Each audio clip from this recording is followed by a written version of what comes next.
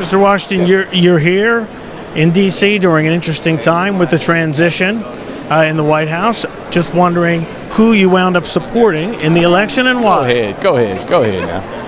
Fences. How about this? I don't know if you saw it. There's a fake news story going around. It got thousands of shares online. You saw that.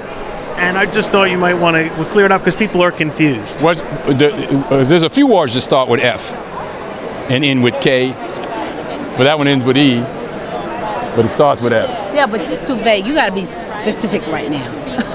F, K, and E. What was the question?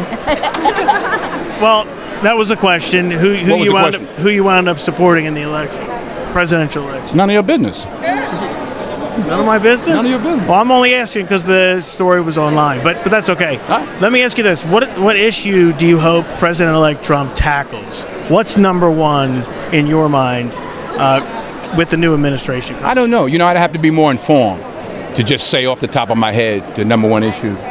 I'm not sure. Education, jobs, health. I mean, there's so many. Yeah. I want to just ask you, though, about the issue of race relations, because the film touches upon that. Right now, under President Obama, over the last 8 years, in your mind, have race relations improved under his leadership? Race relationships have to do with race relationships. You're white or whatever you are. I'm black or whatever I am. We're standing here talking now. That's how we get things done. You can't legislate love.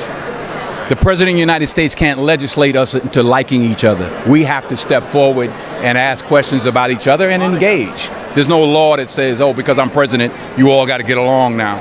So it's up to us. And there's been so many protests in America, especially during the election. Black Lives Matter movement, for example, and those issues. Has that movement in particular, the Black Lives Matter movement, helped race relations or not in America? Well, listen, we live in America.